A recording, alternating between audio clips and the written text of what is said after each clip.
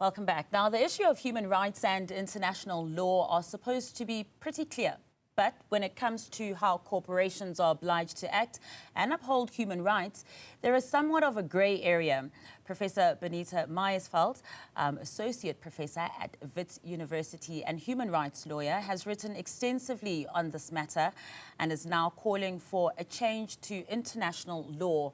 Professor Meyersfeld joins us now to explain just how some companies are blurring the lines and what needs to change. A very good evening to you, Prof. Thank you so much for joining us. In your recent piece, actually, where you wrote about this, you said business have a long history of profiting from human rights abuses. I think that's a good place to start with the history of it. If you could just unpack that a little bit for us. Sure. And thank you for having me. Really appreciate it. Really, one can look back at the last 60, 70, 80 years where we've seen the increase in globalization, which has brought with it so many benefits and advantages, but it's also brought with it a new dynamic relating to the law. So, for example, you will have a company, say, based in London, and that company seeks to do business in a country, say, Ghana or Vietnam. And it chooses that location because it can produce whatever its products are. Let's say it's in the garment industry. It can produce those garments for a fraction of the amount it would cost to pay salaries, wages, regulatory requirements, and so on within the state of their incorporation. We often call that the home state where they're from.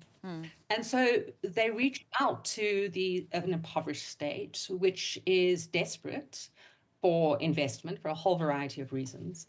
And because you have this desperation, you have the inevitable unequal bargaining powers, with the result that corporations are often able to negotiate very favorable tax conditions, investment conditions, and they are able to make enormous profits. Never before have we seen this type of these figures in terms of profits from people who are in abject poverty. And the narrative of investment brings jobs and a better life, that narrative is a fiction. It has not come to fruition. We get the blame game. It was the government's fault. It's the religious leaders' fault. It's the tribal leaders' fault. But the reality is that corporations are operating, many corporations, and particularly multinational corporations, are operating in indigent societies and contexts. They're then taking that capital back to the home state, with the result that actually they're benefiting from poverty. And poverty is not just an economic concept. It's not just about how much money you have. Poverty is the ultimate human rights violation. In fact, I would argue that it's the greatest human rights violation of our age.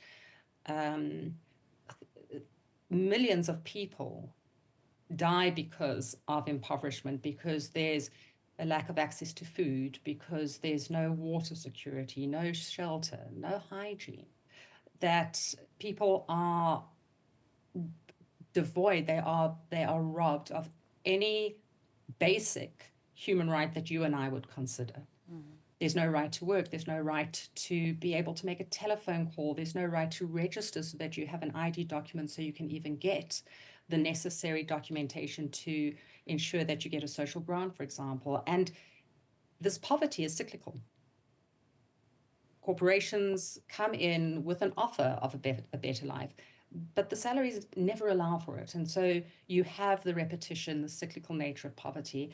And if poverty is a human rights violation, and if corporations are benefiting from those human rights violations, then corporations are complicit. And that complicity must trigger legal accountability. And that's the premise on which I've developed the arguments. And so are you saying, Prof, that if a certain multinational is operating in wherever else, in another country, and that country X allows, for instance, for child labor, right, and child labor exploitation, so that company then now has full rights in that country to abuse those kinds of systems? Well, the law, it's a great question. So this is where international law is positioned. According to international law, each state's government has a duty, obliged under international law, to take steps to ensure that human rights aren't violated. So if you were to say, for example, this was an issue that happened in Ukraine many, many years ago, children were involved in some of the farming communities there, and the state then is supposed to protect those children.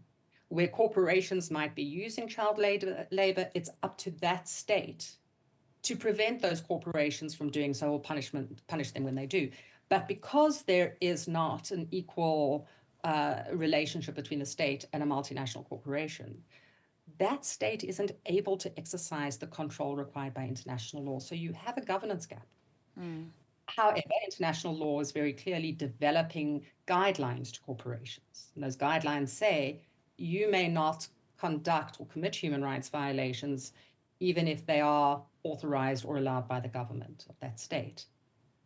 But in a way, the child labor is the example, right, of the underlying problem. The underlying problem is that what would be acceptable, what people or corporations could get away with in a state like the DRC or the Philippines, would never be accepted in a state like the United Kingdom or the United States or France. And the consequences, in a way, the oppression by very wealthy countries, predominantly in the global north, the concept of global north and global south are the terms used by the World Bank to differentiate between the sort of economic behemoths and those with lower economic income. That dynamic is one that pre-exists colonization. It has, or it came into being through colonization. It continues now, and from the perspective of looking at poverty, business, and human rights violations, for the people living in poverty, there's not been any change. For the people who are driving commerce, there's been a significant change because, as I said earlier, there's never been this type of escalation in profit. And that's a situation that is very clearly unlawful. But the question is, according to whom is that unlawful? Who is accountable and who will enforce it? And if I stand by watching a child drown, for example, I am in some ways complicit. If I was able to swim, if I was a lifeguard, I'm complicit. And therefore, if I'm complicit, I have legal responsibility. And if I'm benefiting from that child's demise, I have legal accountability. And this is just happening on a large scale. In fact, it's happening on such a massive scale that we've normalized it, that we perceive poor people as people who are either let down by their governments or are unsophisticated or in conflict. And some even go so far as to say that it's all race-based. But the truth is actually very different. The truth is that there's a continued exploitation of the very poorest people. And that exploitation is deeply harmful and lethal. And there has to be some accountability. Earlier, Prof, you were talking about, poverty and how much of a grave, of course, probably the biggest concern that we're facing as well. And people are still dying of starvation in this year. The G20 met this week. They had a declaration document that was released. And in that declaration document, they spoke about the world having enough food to feed everyone and ending world hunger. And that's what they're aiming towards. Looking at the behavior of multinationals and multinational corporations, do you see this actually being achieved?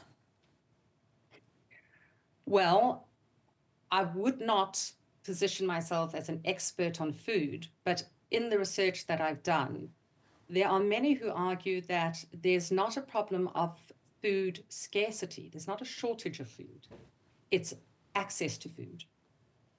So there is a huge amount of food that is wasted. and a huge amount of food that is created but just not available to people who are hungry. And it goes to a bigger structure. So, for example, most of the seeds that we use to grow our crops are owned by a handful of people worldwide.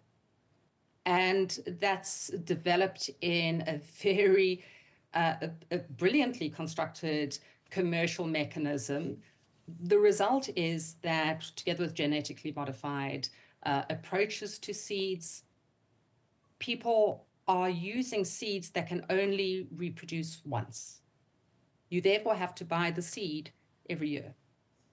And so a person who is trying desperately to feed their family, either through subsistence living or to earn an income to feed their family, many of whom I should say are women, in the continent in particular, they are having to purchase the very seed that originally came from their land, from a corporation that has adjusted it.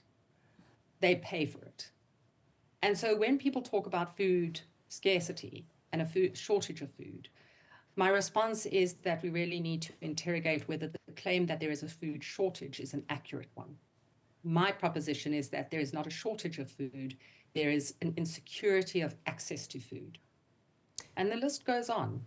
It's not, there's an assumption also that when global North powers get involved, America, the United Kingdom, France, and so on, that somehow they'll help.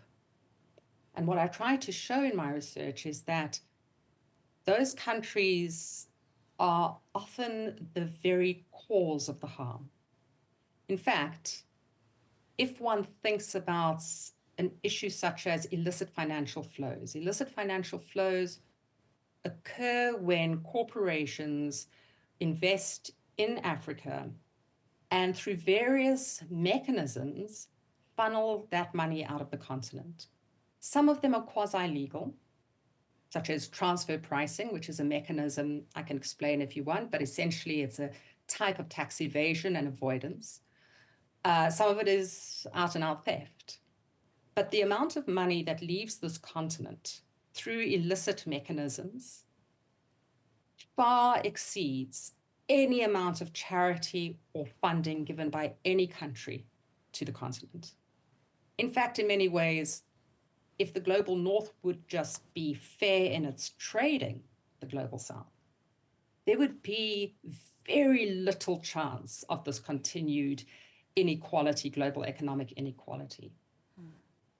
The United States, many parts of the European Union, for example, continue to have subsidies. Subsidy policies are where a government will take a particular sector, say the cotton industry, and will say to the cotton industry, look, we will subsidize your expenses, your costs for the year. So if you have costs of 100 Rand this year, we'll pay them as the government. And when you go to the market to sell, whatever you make is your profit. This began after the Great Depression in the United States, where industry needed that help from government. And let's say it costs, 10 Rand to make a bale of cotton in the United States. And let's take a hypothetical country, let's say Ghana. And let's say they can make a bale of cotton for 2 Rand. On an equal footing, Ghana should be the premier source of cotton. Yeah. It is an 8 Rand saving. However, because the American farmers are subsidized 100%, they can sell their cotton at 1 Rand. Yeah. They're completely undermined. Yeah, and you can see how that ultimately results in a continued impoverishment. Yeah. Prof, and unfortunately, that's all the time we have. We would love to continue this conversation, and hopefully we'll have a chance to get you back onto the channel.